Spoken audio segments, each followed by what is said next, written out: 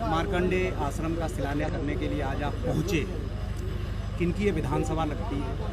ये करहल विधानसभा क्षेत्र का हिस्सा है।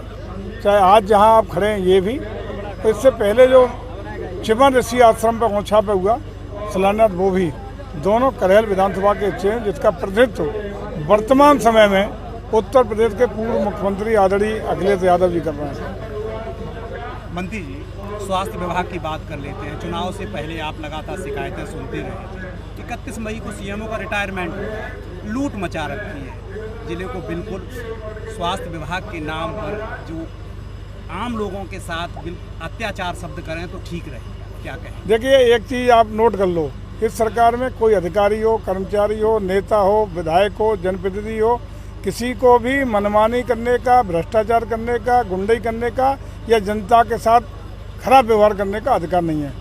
निश्चित रूप से अगर इस तरह को सिखाते हैं तो लोग दें, उस पर जांच होगी और रिटायरमेंट के बाद भी कार्रवाइयाँ होती हैं। शहर की बहुत मूल समस्या है।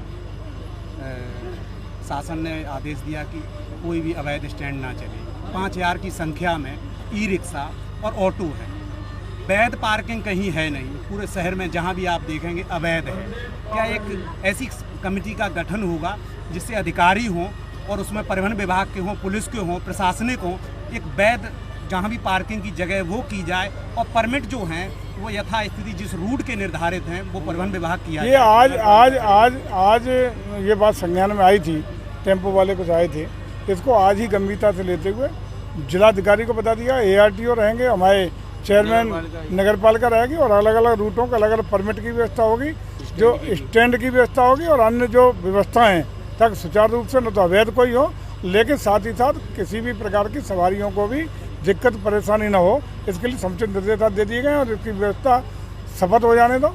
शपथ होते ही इस तरह की व्यवस्था सुनिश्चित कराएं जिसमें अधिकारी और नगर पालिका दोनों इन्वॉल्व होंगे। मंत्री जी, CUG नंबर 24 घंटे में आपका किसी समय कोई लगाता है, तत्काल उठता है, लेकिन जिले के शिक्षा अधिकारी यानी कि BSA फोन नहीं उठाती हैं। ऊपर से फर्जी जो शिक्षक हैं 3 जगह जो फर्जीवाड़ा करके जिन्हें डिसमिस कर दिया गया है, उन पर कोई कार्रवाई नहीं हो रही है, जांच सिर्फ करके बचाया जा रहा है। बताना ऐसा को जो भी पर्टिकुलर मामला बताना, लिख के देना, संज्ञान में लाना, कार्रवाई होगी। उसके लिए कहे को परेशान हो परेशान इसलिए है कि मंत्री जी निश्चित रूप से करेंगे तो जिले के अधिकारी पक्का आप निश्चिंत रहिए, आप दे दीजिए नाम ऐसे कौन से हैं जिनके साथ पक्षपात हुआ है, जिनके साथ न्याय नहीं मिल रहा या जहाँ गड़बड़ियाँ हैं पर्टिकुलर, तो निश्चित रूप से कार्रवाई भी होगी और जो उस संबंधित अधिकारी के खिलाफ जांच भी होगी। सर, आपके द्वारा जो है जितना भी विकास कराया जा रहा है सर, कितने मतलब लागत का अभी तक आपके द्वारा विकास? मैनपुरी को लगभग 100 करोड़ से ऊपर का हम लोग स्वीकृतियाँ दे चुके हैं। अकेला हमारा जो वहाँ ऑडिटोरियम म्यूजियम है वही 50 लाख से ऊपर का, 50 करोड़ रुपए से ऊपर का है। सर, अगर जो बात करें निकाय चुनाव की, तो निकाय चुनाव में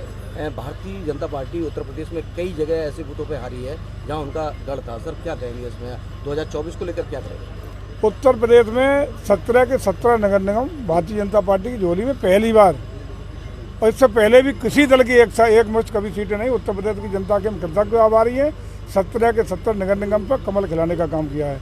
हम आभारी हैं कि अभूतपूर्व ऐतिहासिक विजय आदरणीय मोदी जी और योगी जी के नेतृत्व में विश्वास करते हुए उत्तर प्रदेश के जनता ने हमें दी है शहरी निकाय के इस चुनाव में, और हमें भरोसा है कि आने वाले 2024 के चुनाव में 80 की 80 सीटों पर कमल खिलाने का काम उत्तर प्रदेश की जनता। सर, आज आपने मार्कंडेय का जो है शिलान्यास किया है यहाँ पर, तो सर कितने करोड़ की लागत में? ये लगभग 4 करोड़ रुपए का है। तो जैसा आप कह रहे थे, इन्हीं ऋषियों मुनियों की तो कृपा से फिर आ रहे हैं 80 के 80 लेके हम लोग पुनः मोदी के नेतृत्व सरकार बना रहे हैं, इन्हीं कृपा है। सर, कितना बजट दिया है? लगभग 4 करोड़। मंत्री जी, आखिरी सवाल है, 26 तारीख प्रदेश के मुखिया योगी आदित्यनाथ का कार्यक्रम लगा है, क्या 2024 के लिए आगाज है? सारे कौन नहीं जानता, आप काहे पूछते हो? सारी अब जितनी भी गतिविधियां चलेंगी सब चुनाव से जोड़ के देख लो, या मैनपुरी के विकास के लिए देख लो। मैनपुरी 26 को होगा। 26 को आदरणीय चुनाव के लिए नहीं आ रहे, उस दिन आदरणीय सिंधिया जी का बहुत भावनात्मक रूप से इशू है वो, जिसको लेके आ रहे हैं, जिस पर उसको लोकार्पण उस मूर्ति का करने वाले हैं, और उसके सिंधिया जी के सुपुत्र जो भारत सरकार में मंत्री हैं वो भी उसमें उपस्थित रहेंगे। तो एक पारिवारिक कार्यक्रम है, एक सरकारी कार्यक्रम है, और मैनपुरी का सौभाग्य है कि मैनपुरी को बहुत कुछ दे के भी जाएंगे। महोदय, अखिलेश ने एक आरोप लगाया है कि पीएम मोदी पर कि 2000 नोटों की जो मतलब बंद होने की बात कर रहे हैं, तो बोले कि अब अकल आई है सर, अखिलेश ने कहा है। तो सर क्या कहेंगे इस पर? अब अखिलेश जी से जब जरूरत होगी तो राय मांग लिया करेंगे। शुक्रिया।